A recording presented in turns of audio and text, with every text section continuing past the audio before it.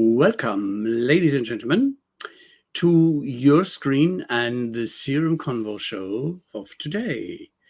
Our guest, Chris Lohr, is very warm welcomed, and I will shortly introduce him till he then jumps in and addresses what I have left out, missed, or what I simply put wrong, as I'm an expert in wrong spelling and writing. So be warned, I have my experiences. Chris Lohr, CEO of Umio, and its technology arm, Ooex, the creator of Bergson.AI, is a pioneering thinker and practitioner in experience-centered design and value creation. For over 3 decades, he has challenged orthodoxies in strategy, innovation, and health, advancing new approaches that move beyond metrics and abstractions to the depths of real-lived experience. Previously managing director of strategy in UK, Chris spearheaded the adoption of jobs to be done innovation management practices across leading global enterprises in the pharmaceuticals, medtech, including wound care, manufacturing, and for government bodies. His work has attracted international investment into diagnostic technologies, including advances in the early detection of diabetic foot ulcer infections, and has guided EU Horizon programs and SME consortia to secure funding from breakthrough health and care propositions and technologies. We're exploring today in our show how a radical design philosophy born in healthcare can transform into customer experience across industries. Welcome, Chris, and I'm grateful that I had a good read on your book, and that I'm excited about to learn what real lived experience can do for us and can do for the community of the customer experience driven towards a new experience in real lived experience. Welcome again, Chris. Thank you very much, Ralph, for a great introduction, and hello to Thomas too, joining us. Yes, a real pleasure to be here. Looking forward to sharing my work and thinking on real lived experience, which, as you say, it predominantly comes from a health and care context, and all my work in health and care over the last 20 years. But I've been thinking, since we set up this chat, how does it apply to CX? So hopefully what I say makes sense, and I look forward to exploring it with you all today. And hello, everyone. Thank you so much for joining this conversation too. Okay. Well, let's dig right into the depth of it. What the heck is RLX? I guess I'm not the only one who's less than informed. All right. The RLX, real lived experience, we really have to emphasize here real. Mm-hmm. If we think about lived experience, has a tradition of already being used as a kind of narrative input, stories that when we speak to customers, I'll try and say customers instead of patients all the way through, and or just people, perhaps I'll stick to people. We tend to think of lived experience as listening to people, getting their inputs after something has happened, after an important event, at the end of a customer journey, something that they can tell us that was important, typically that went wrong, and that lived experience can inform our understanding of a problem and what we can design to do something different. RLX is not. It includes that, but is not limited to that. In fact, it's a lot more than that. The real is key, as I mentioned. The real says that we live in a world of potential, and a word I will use a lot is affect. Affect are things like feelings, sensations that affect us. Joy, despair, loss, sadness, hope. Our world is full of potential affect. And we experience that affect when we encounter the world. When we move through the world, we perceive the more than human elements that form our world. So, of course, that consists of other people, material objects and technologies, spaces, environments, atmospheres, and the kind of cultures of ideas, institutions, norms.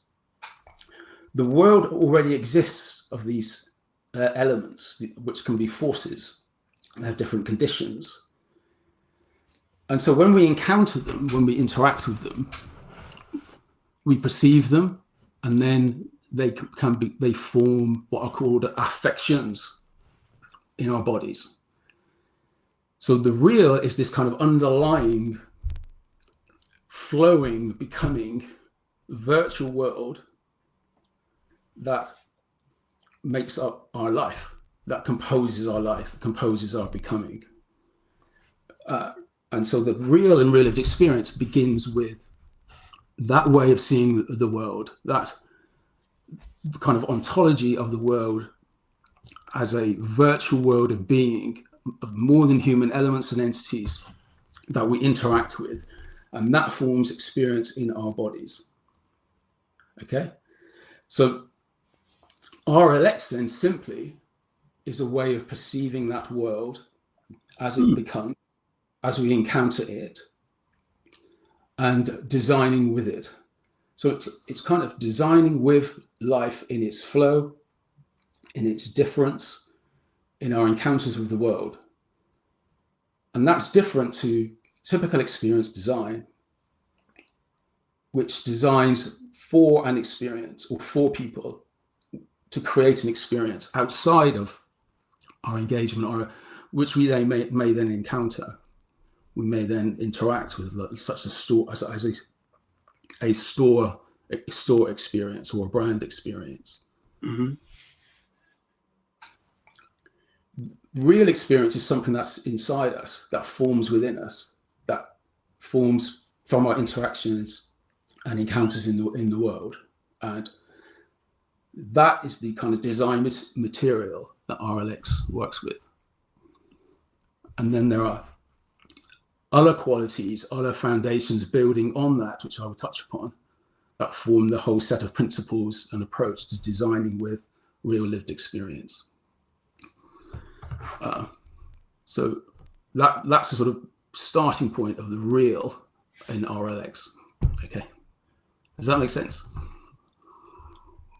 That does make a lot of sense. Thomas, you're muted.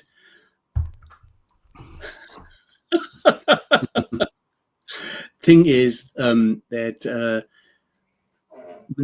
describing you the principle and describing you what is behind RLX, what made you jump on to take up some extra workload and write a book together with Nikki Sutton on that topic? Because Nikki and I have lived real lived experience in our work for the last nearly 20 years. And particularly the work with innovation and the methods that we've been using at the front end of innovation, interviewing people with chronic conditions all around the world, and a whole variety of chronic conditions in particular, very, very complex conditions, a lot of quite intimate conditions and hidden conditions that people find hard to express.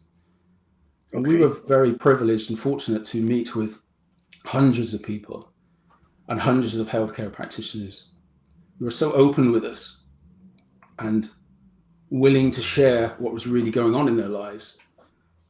We kind of formed real lived experience thinking out of all of those encounters, from the wonderful sort of amounts of time and giving that we had with those people, but also the stories they shared with us. And then there's also a personal element in that.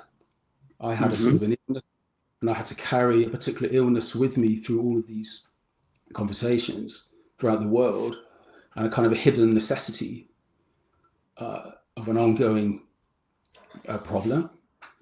And having that, as well as discussing with people their issues, made me perceive health in a very different way, as this kind of relational field, as always becoming, as always a kind of navigation, not something that's managed, but lived, an experience that has different rhythms, different intensities, different challenges in this wider field of all these elements interacting relationally.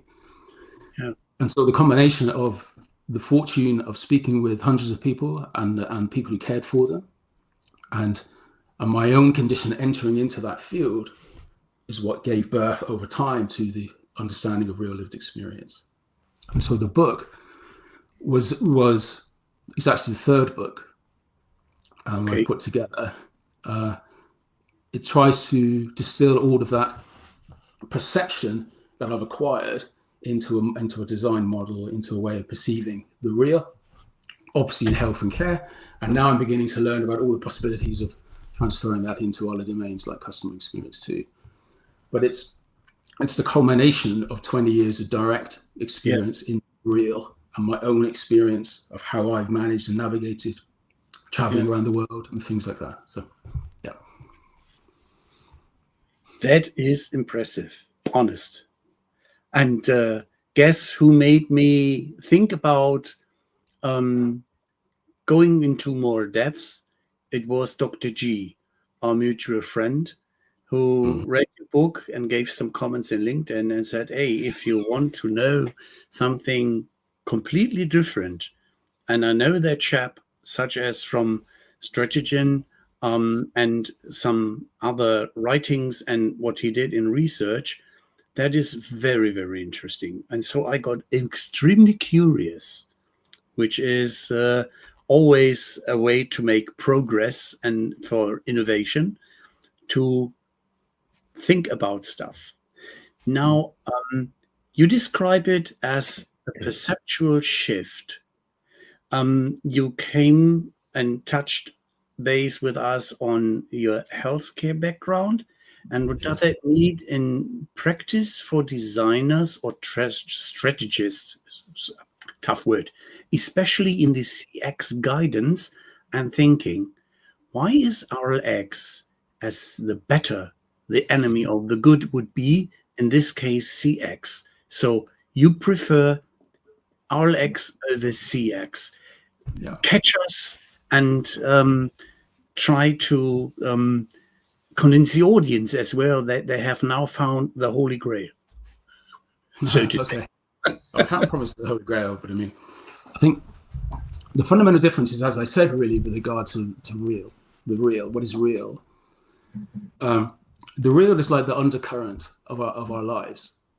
It's the affects that form our experiences. Yeah. It's the multiplicity of those affects. It's not single emotion.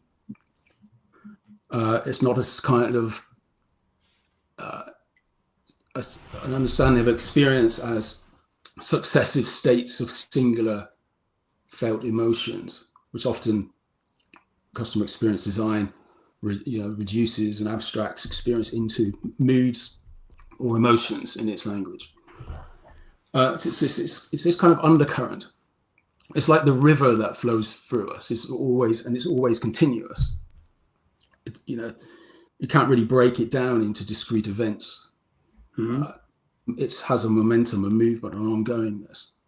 So ontologically, as I mentioned, it's the real of our experience, of our interior experience, and also the experience as we navigate, interact with the world around us. So what's different with CX and the perceptual shift is the C starts with typically a customer, the individual customer, that it then abstracts into a segment, a persona, a need, and then manages the customer across a journey to be optimized. Now, I'm aware that there are developments in CX that is moving away from what I may be describing as quite standard models and standard ways of thinking. I think there are recognitions that CX modeled through data points is being tested, and there are challenges to that sort of dominant mode of thinking about customer experience management. The difference between RLX is it starts with real lived experience, how life actually feels and unfolds in relation to other people, technology, spaces, places, bodies, and so on. So the perceptual shift that I'm calling for is from that abstract models, metrics, emotions, personas, journeys, data points, and concepts. They're all abstractions of the real. They're the map, not the terrain. And in those concepts and other models and metrics, a lot of the real experience escapes. It doesn't capture the real. It overflows as an excess of what's really happening. So RLX in its perceptual shift says, how do we begin to perceive what's really happening? How do we rely less on our abstractions and move more into the field and the flow of experience as it becomes? So moving from metrics and moments and touch points to the living movement of experience itself. So RLX challenges CX not because it's wrong, it's just not deep enough. It's incomplete. It sees parts of experience. It reduces experience. It kind of flattens it, but it misses the actual ongoing pulses of flow of experience itself. And the key thing about RLX is it says then, how do we perceive life as it becomes, as it's moving, flowing, differentiating, differences in kind, not differences in degree. Right? How do we get past our identities into seeing, acknowledging people as they are in themselves, in what they're experiencing? There's many other 12 principles in total that kind of acts as a grammar, not a method, a roadmap, a way of constructing this perceptual shift. And then applying that, we begin to see new possibilities for co-composing experiences that people, customers value, because the ground truth of all our lives is our real experience. And customer experience only models it. It may only see part of it. And companies and brands that have the capacity to perceive the real in its flow, in life itself, gain an advantage because they are closer to what people are actually feeling, what their hopes are, how they wish to move through life. And that's the key difference. Okay. Looking at the question of our friend and regular Graham, so can and should CX be, oops, now he's gone. Oops, that will be a bit of a challenge. Well, we can't answer the question with not being here. So hopefully we will be rejoined ASAP, and there he is. There he is. Finger back. Yeah, Welcome back. Real experience. Welcome back. Threshold of intensity. So, well. Now back to Graham's question. So he asks whether CX can be described as a logical design strategy, whereas RLX takes into account how designed, semi-designed, and not designed CX is experienced important now at a visceral, embodied level by individuals. I believe you have answered a lot of this already, but is this would this be an appropriate interpretation of what you said? I think if I understand it, also, almost another shift that RLX make, it's not just about the embodied individual.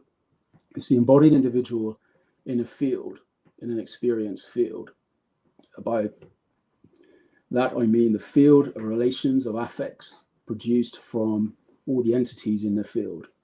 So when we walk onto an airplane, for example, what are all the entities that we experience as an individual, embodied body, the seating, the lighting, the air, but also other passengers who are also embodied. And the collective field is made up of all the elements, the atmosphere. And then obviously there's a journey, the takeoff, etc. And instead of then creating a kind of a controlled environment on that journey, which is literally a journey, so perhaps not the best example,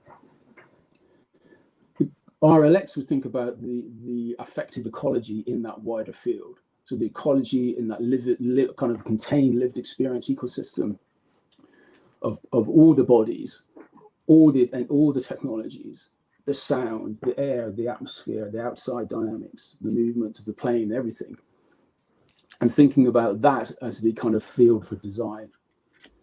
So it's not just like the embodied individual as the design target or object. It's the field of all the entities and how they relate to one another as the kind of design frame. And then it's not just about controlling that environment, it's about co-composing it according to changes in that affective ecology. So how can we see differences in kind, different travelers and the way that they experience, people who are anxious about flying, those who are experienced, people who wish to work, people who wish to sleep. There's a whole different ecology of desired affect and how then you can co-compose that experience so that you can accommodate difference on that flight, in this case, one example. And airlines that do that and can accommodate difference and can see and perceive that affective ecology and how it changes over that duration. This kind of encapsulates all these sort of principles, many of them. They become the airlines that deliver the greatest comfort, the greatest value, because they're responsive to that affective ecology. And that may be close to what leading airlines already do, but I would think for any airline that has that mode of perception, they will begin to see new possibilities. And I'll put my other microphone back on. Yeah. So yeah, that should be better. Looks like we struck a chord here. There are a bunch of questions coming in. So let's go through them one by one after the other, because they're quite interesting to us actually. So Bill McAllister asks, so how do we capture our perception as it's an individual experience and map that to a collective perception, which is quite an interesting problem to solve. Well, I think think of two key actors. One is the creator, the design body, who within an enterprise, who leads the perceptual shift, builds the tools, shares the principles about how we can perceive the real lived experience for our particular context or application. So there is a design capability to build that those perceptual capacities. Indeed, in my second book, there's also 24 dynamic capabilities across 24 capabilities across three core dynamic capabilities, each of which describes a means to see the real experience in its flow and difference, enact the new possibilities, and then emerge them in context, in situ. Okay. So there's a capability model that we can use to perceive and develop those capabilities. Then in the actual enactment of the real lived experience in any design context, we begin to build perceptual attunement. And what I mean by that is, how do we support our staff to perceive difference? How do we help them perceive thresholds of changes in people's experience? For example, cabin staff or contact center staff or store staff in a retail outlet. A lot of the perception can be developed, the perceptual capability, a form of kind of intimacy to as I say, difference, affect, multiplicity, flow in any given context. A good example is I recall, I mean, and this happens, I'm not saying this is completely new, but I don't think it's been codified into a language or a structure or a set of principles. That's what I'm trying to do with the book as well. But a good example is I was stranded once in Portugal. The return flight wasn't booked. It was terrible. I had to spend another night in Portugal on holiday, the worst ever possible outcome. Not at all. I called my bank to inquire what happened with the tickets. And they perceived my situation. They perceived my situation with me and gave me a £20 voucher to buy a bottle of wine. And this was a bank contact center staff. Amazing. And that kind of, what I would call a form of empathy, it's more than empathy. It's not just saying, oh, I'm sorry to hear that. That must be really bad or really good. Or, it's perceiving the world through me and then making a gesture of that kind, which was very surprising and builds my loyalty, builds a connection. And their staff were given permission to respond in that kind of way. So that's what I mean about giving perceptual capability to those in context, or those in encounters with customers. And there are other examples of that going on all the time. The space to listen, to attune to people's voice when they call into a contact center, not to treat it as a transaction to be closed, but as a living energy, as an ecology of interaction that could be different for different people when they call in. And then instead of just resolving a problem, co-composing a solution to the problem, working together to think, actually, let's talk about how we might fix this.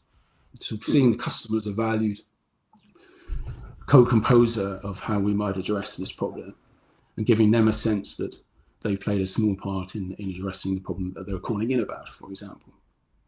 So those are kind of two ways, building a set of sort of enterprise level capabilities that all start with shifting what we perceive in terms of our CX to the real lived experience. And then enacting that in the field itself by giving people perceptual space, the time to be present, to listen, to trust, to form an effective understanding of what people are thinking and feeling and to respond accordingly. Those are two ways. But then you can do this through technology, of course. You can do this through digital interfaces that aren't just about capturing metrics, that listen, that sense and respond, that attune, that atone themselves to shifts and transition in people's lives that they're sharing, as we do through our Ooex platform that we designed with veterans with chronic pain. We built a relational interface for them to express meaningful events and movements in their lives and then share that with their buddies. It's not about fixing it. It's not about abstracting it into numbers like a lot of digital platforms do. It's about giving them the means to understand their world relationally, see how it shifts in flow over time, and then sharing that with their peers in order to support one another on whatever journey they're on. So those are becoming active digitally too.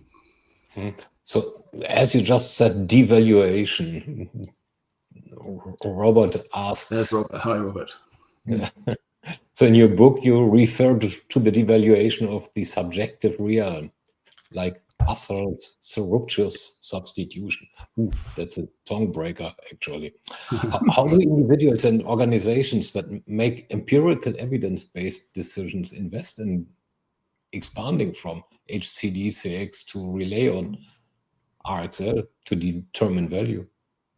What are organizations excited about? I mean, it's different. Well, I think there's lots to unpack there, Robert. Yeah, thank you for a bunch of questions. Yeah, that's good.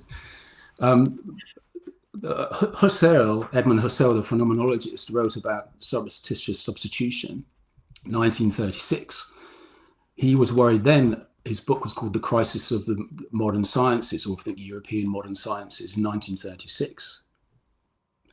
So nearly 90 years ago. We still face, I would argue, with the same potential crisis, particularly with AI coming forward, using language, using data, and being used to predict, to optimize our experience, our touch points, and so on. That's a whole different matter. I can come back to that. But he was worried that the loss of the subjective realm.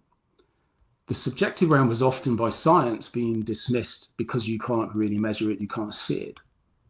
I think there are emerging technologies that do allow us to begin to perceive it, that do allow us then to track it, to see its changes, and also to measure it. We can measure trust, we can measure belonging. We already kind of measure loyalty, perhaps loyalty in terms of duration of time.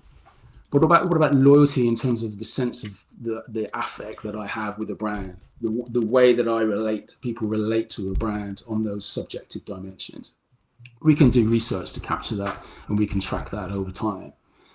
So I think there are exciting new ways, as I mentioned, with Ooex and other platforms to express our experiences, to express our relations, and then from those expressions, capture new ways to visualize them and measure them. So underneath this sounds like a thing about Ooex, but underneath the Ooex interface, it's like 5 spheres. The spheres relate one to body, one to social, one to environment, one to resources, and one to mind that encompasses all the others. I can express a meaningful experience through changing the size of those spheres. The bigger the sphere, the more positive that particular aspect of that experience. My body felt great when I did that walk, when I met up with my friends. The social thing was really great. The resources less so. The environment, it poured with rain, it was horrible. So you can express things relationally, and underlying those spheres, those sizes, is a metric. So you can then begin to build a patterning of the quality of our experiences over time in the flow of that experience through new expressive interfaces like that. And we can also bring in data. We can sense the weather, we can sense the presence of others. You can have various other technologies in sensing and capturing that within an expression of experience. And the world is increasingly moving towards with new capabilities to do that. And so subjectivity can be coded, tracked, evaluated, without losing the depth of real experience that it's capturing. I think that hopefully that answers Robert's question. Then there is Kyle, who asked what differentiates RLX from participatory narrative inquiry. Okay, I wouldn't know what that is. Sorry.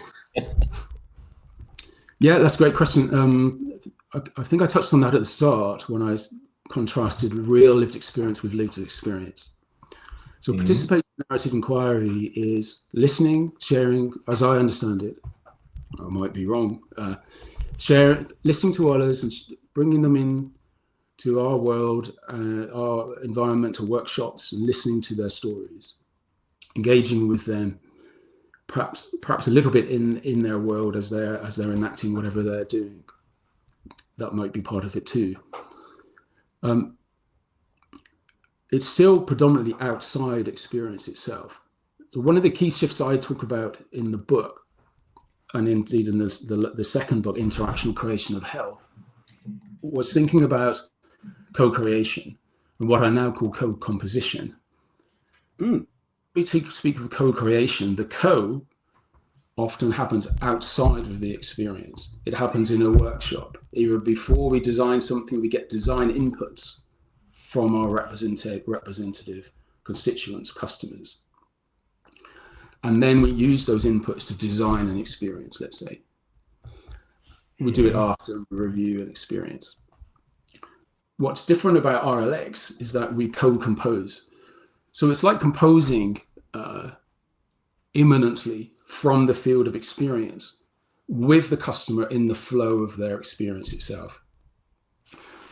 And that's a kind of, I would argue, a major shift. One of the key aspects of RLX, it's a co-composition paradigm. What I mean by that is we don't design for the customer outside of their experience. We design with their real lived experience as it emerges, as it becomes. So that then calls on the need for platformization. Ooex is a platform, for example. It's a way of accommodating heterogeneity, it's a way of accommodating people's different paths, different starting positions in their affects on their journeys. It's a way of co-composing their potentials in a way that's appropriate to them in the flow of the experience itself. And this then becomes, as a designer then for a CX, you're not so much designing an experience, or you're not designing for customers, you're designing with the flow of life itself. You're creating, you're building capabilities and capacities for people to compose the value, what they need that's appropriate to them in the flow of their experience. Now, that may well be participatory narrative design, but I think a narrative itself is an expression outside of the experience. What we're trying to do with Ooex and with Bergson, the AI platform, the experiential intelligence platform, is a way to see the possibilities for co-composing value, experience, affect, desired affects in the flow of experience itself. Mm-hmm. So, for example, an urban designer, an architect, would take RLX and say, how can we make this space adaptive, responsive, and can co-compose the desired experience of somebody moving through that space or moving in that building? And how does it accommodate differences in kind? For example, as I know Graham mentioned on the CRMKonvo's call, people with ADHD, or people with chronic pain, 40% of people live with chronic pain. So how do we design a space that's responsive to that difference, that's not just inclusive, but also accommodates them to compose the affects that they desire from using that space? And that's the shift. It's about co-composition through the flow of experience, not designing it or managing it experience sort of beforehand. And so we shift into the realm of life and its enactment, its flow itself, as our design ethos, rather than outside of it. So that's a key difference. Another one from Graham.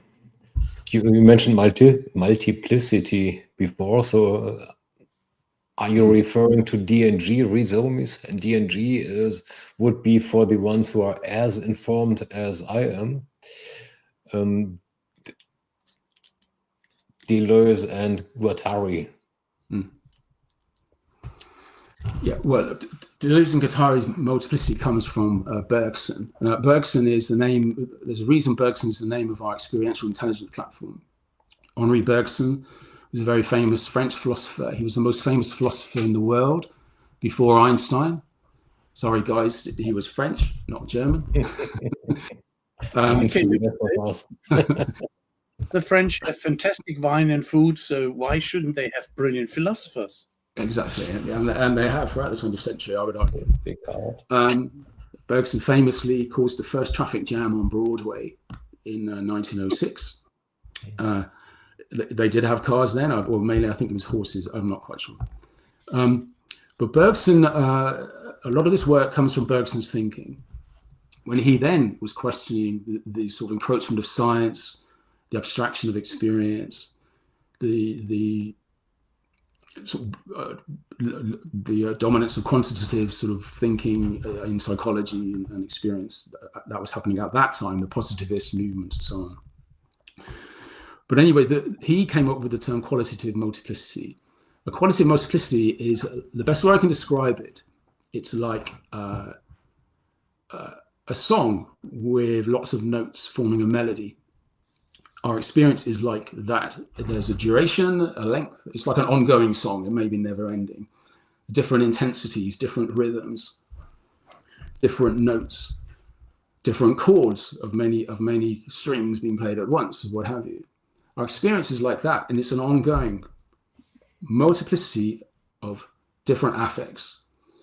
I'm not just curious about, maybe I might not be curious about something, I'm anxious about something at the same time.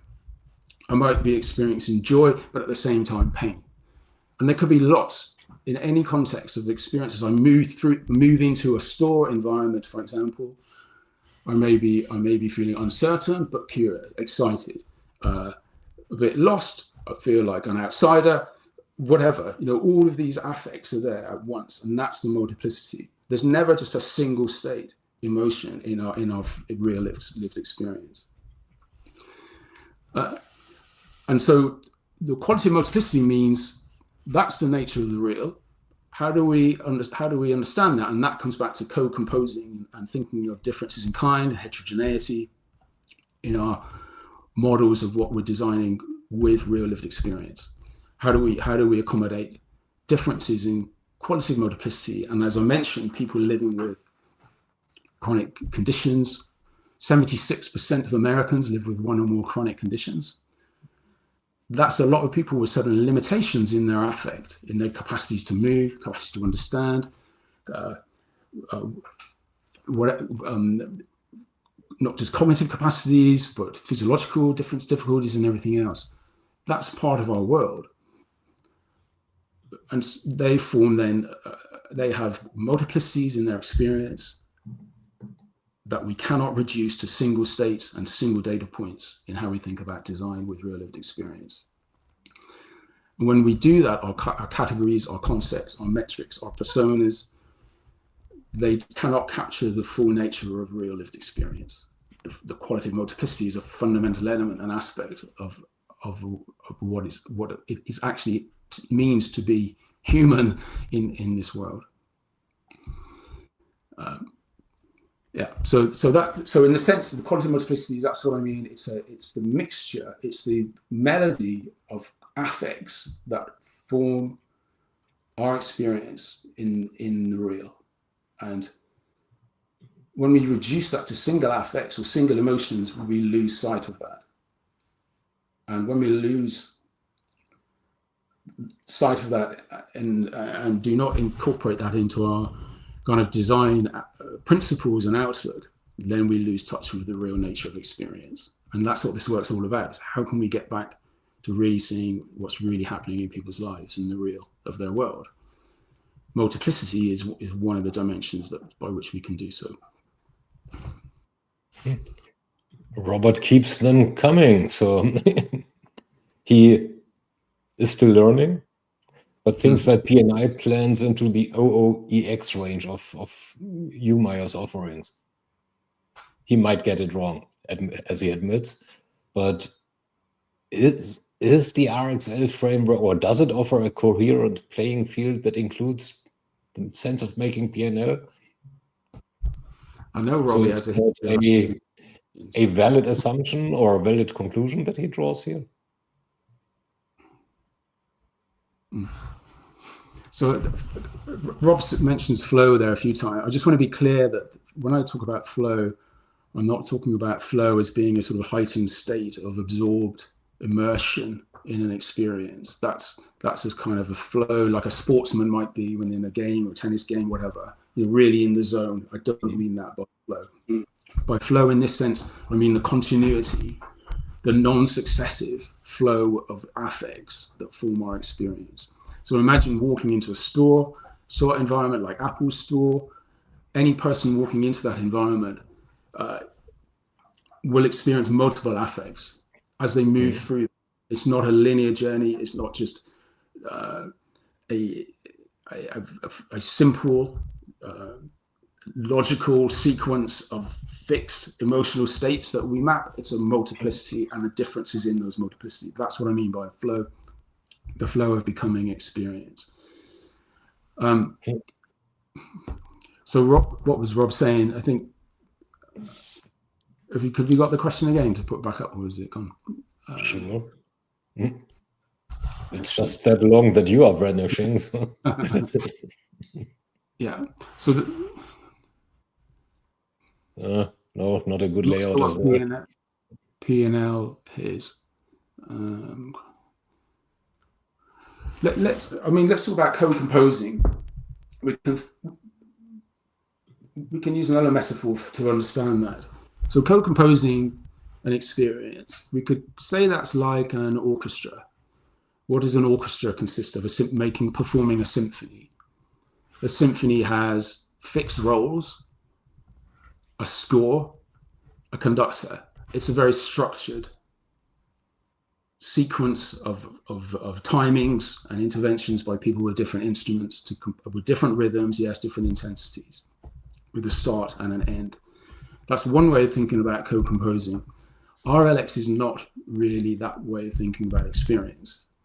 It's more like free jazz, right? Free-form jazz, okay, is where there's no set score, there's no set structure, there's no set roles even.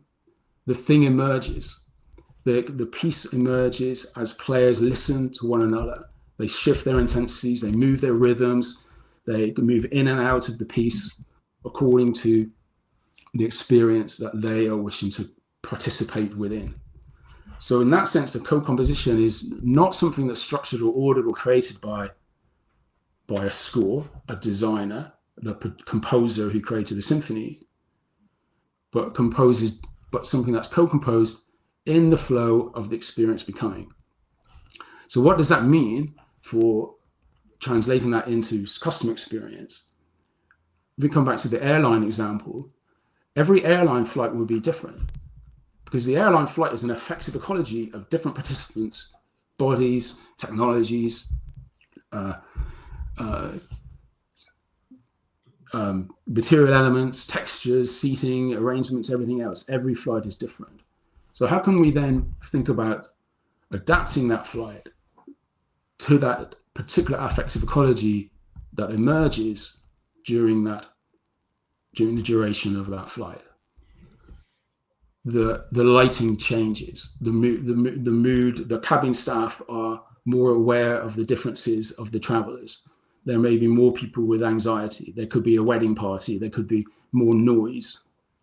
The flow then of the experience is different. And then the design, the composition of that response from all the actors, from other passengers too, will be different in the response to those differences in the effective ecology, the field of that particular journey. Every day in a contact center would be different because the contact center is like a living field of energy and interactions between the people working on the contact center and those who call in.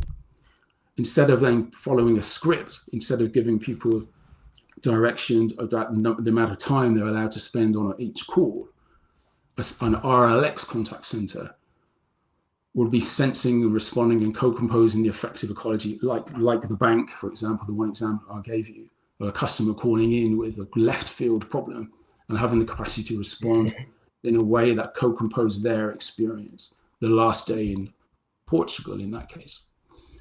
So the shift in perception is from a control, produced, structured, sort of designed environment where the logic is one of efficiency and management towards co-composition of productive potentials of interactions within an effective field.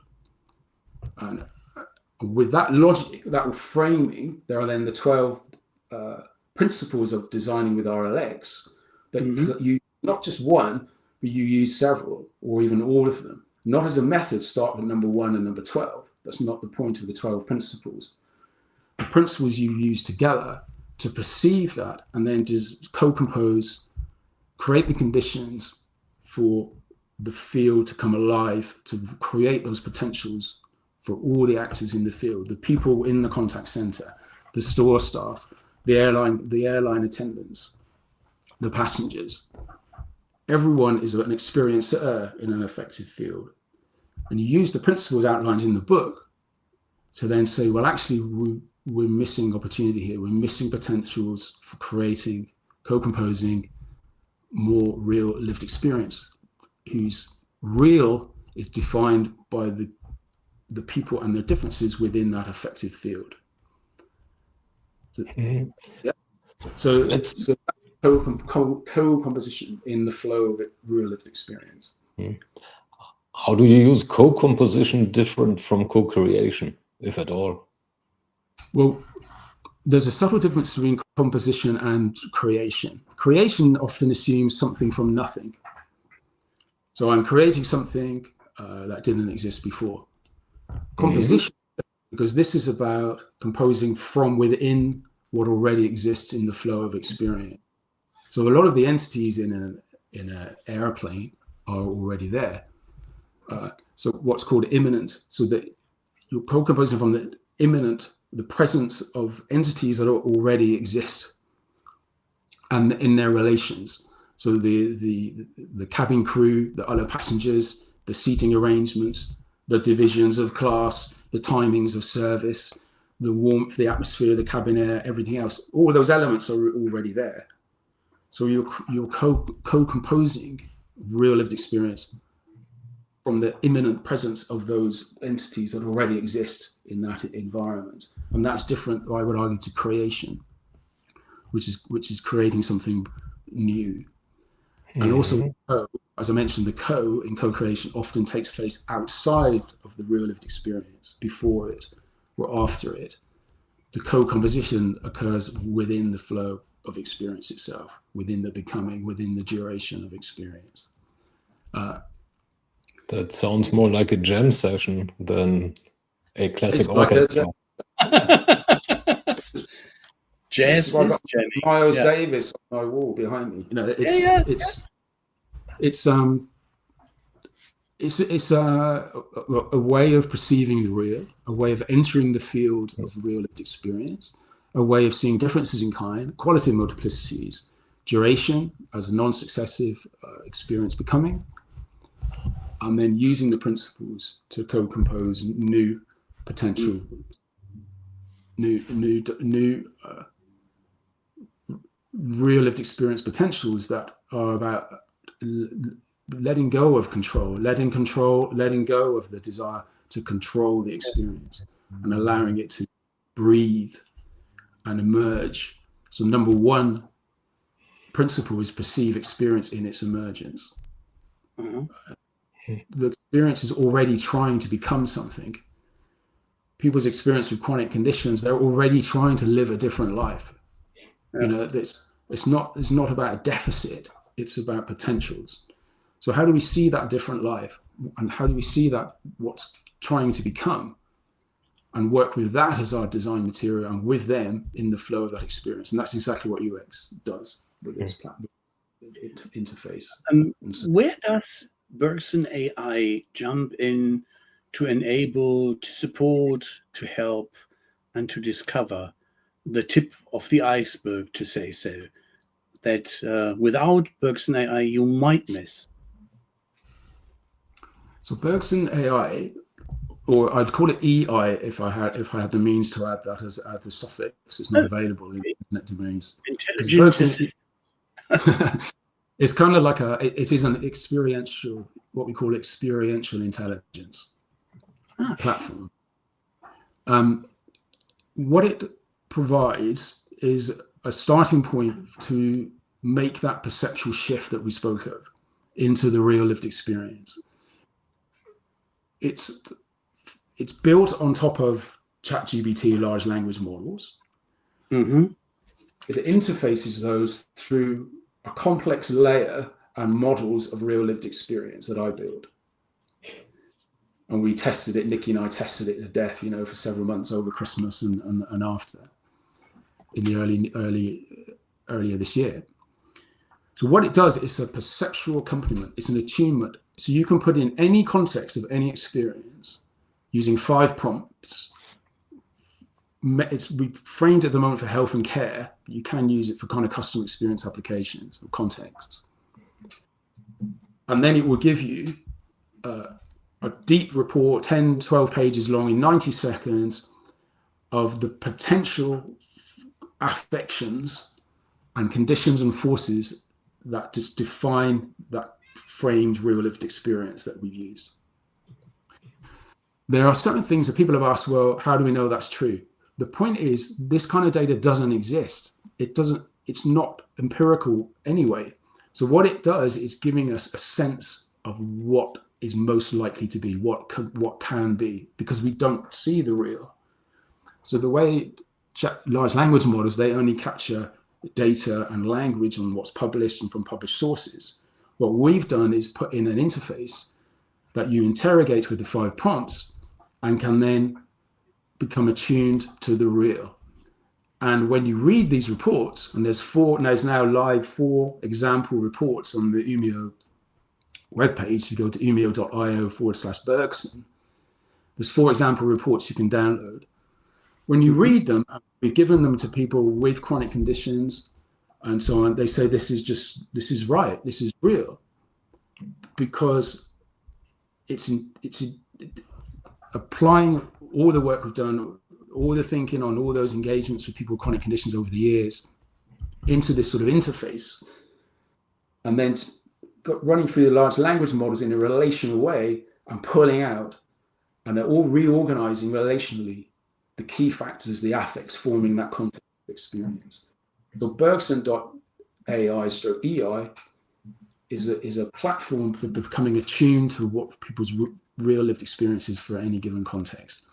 And then when you run the base report of the RLX, you can then run design provocations, get a bunch of ideas, fully formed concepts. You can have a narrative of the real lived experience. You can do it for positive, negative, mixed, stuck, or traumatic experiences. There's a load of other framing parameters that you can modify. So it's the means to begin the journey into RLX, in short. Okay. How can organizations start integrating RLX into their innovation processes, and what are recommended industries aside of healthcare? Yeah. I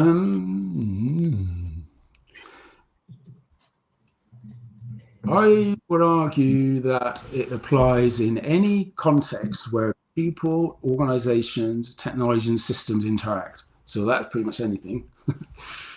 Okay. I think health and care is the reason we went with that, because fundamentally people's lives are more limited by chronic, and mainly in chronic conditions, by chronic, persistent, negative affects. And so often the healthcare systems, again, the real lived experience of people with chronic conditions escapes the metrics, escapes the models, escapes patient-centered thinking even. There is so much more in the real of their lives that our healthcare systems are missing. There's a whole argument about why that missing aspects of people's real lived experience, why we're on a kind of treadmill of endless reform in our healthcare systems. That's a different field, I know, from what we're talking about today. So I think it applies across retail, it applies across entertainment, it applies across sports, travel, hospitality, I mean, pretty much any sector. I think there are opportunities to apply RLX principles, make that perception shift, begin with the question, what's really happening with our customers in their life, not how do we manage or how do we create an experience. And by beginning with that first question, what's really happening, what's becoming, what's trying to become in this field of experience, this more than human relational field, you can apply that pretty much anywhere, any context. We are going close to the hour, and before I show up my famous watch, I would like to wrap up that fabulous 1 hour that flew by. Thank you very much to your audience. Thanks to our guests. Thanks so much for being with us this week and for that exciting and thrilling hour. A lot of participation from the audience we're grateful for. We love those talks where we can enjoy the incoming questions and the different perspectives. Thanks, Chris, for your time and insight. And please tune in next week when we dive again into the challenges about AI, no AI, with our guest Christian Knoll. Christian is a very critical thinker and voice in the industry, where he's tried to open the curtain. Where are the benefits? And I'm really appreciating to see you next week again. And please take care, Safa. And many thanks again to you, Chris, for being with us, and to the audience. Thank you. Thank you, Ralph Thomas. Thank you, audience, for joining. And I got so much more with examples and things, maybe another time. But look forward to contacting people on LinkedIn or anywhere. If you've got any questions, please come again. And especially thanks for the active participation. So we haven't been able to dig into the two last questions. Chris, I would like to ask you to answer them in the chat later, at your convenience. For sure. I might need a very big chat for that. Yeah, the LinkedIn chat. Oh, I see. Yeah. So again, thanks a lot. And we are going backstage now. See you next week.